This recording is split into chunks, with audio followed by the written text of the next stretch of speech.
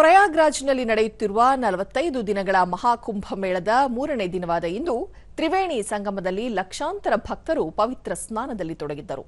ಸೂರ್ಯೋದಯಕ್ಕೂ ಮುನ್ನ ತ್ರಿವೇಣಿ ಸಂಗಮಕ್ಕೆ ಆಗಮಿಸಿದ ಭಕ್ತಾದಿಗಳು ಪುಣ್ಯ ಸ್ನಾನ ಮಾಡಿ ಪುನೀತರಾದರು.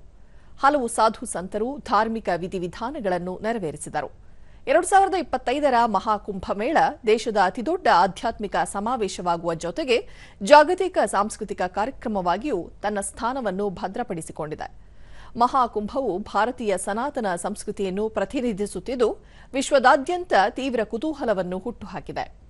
ಈ ನಡುವೆ ನಿನ್ನೆ ಮಕರ ಸಂಕ್ರಾಂತಿ ಅಮೃತ ಸ್ನಾನದ ಸಮಯದಲ್ಲಿ ವಿವಿಧ ಅಖಾಡಗಳ ಸಂತರು ಹಾಗೂ ನಾಗ ಸಾಧುಗಳು ಸೇರಿದಂತೆ 3.5 ಕೋಟಿಗೂ ಹೆಚ್ಚು ಮಂದಿ ಪವಿತ್ರ ಸ್ನಾನ ಮಾಡಿದ್ದಾರೆ.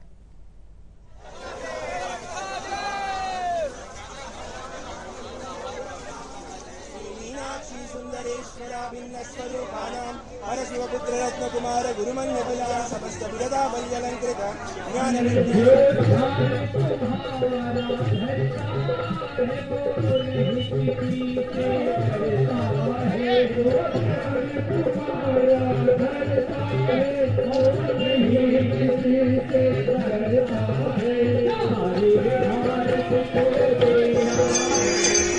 ಧಾರ್ಮಿಕ ಆಚರಣೆಗಳು ಸುಗಮವಾಗಿ ನಡೆದವು.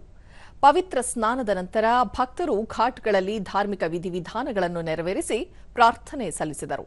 ಅಲ್ಲದೆ ಹೆಚ್ಚಿನ ಸಂಖ್ಯೆಯಲ್ಲಿ ಗಂಗಾ ಆರತಿಯಲ್ಲಿ ಭಾಗವಹಿಸಿದರು.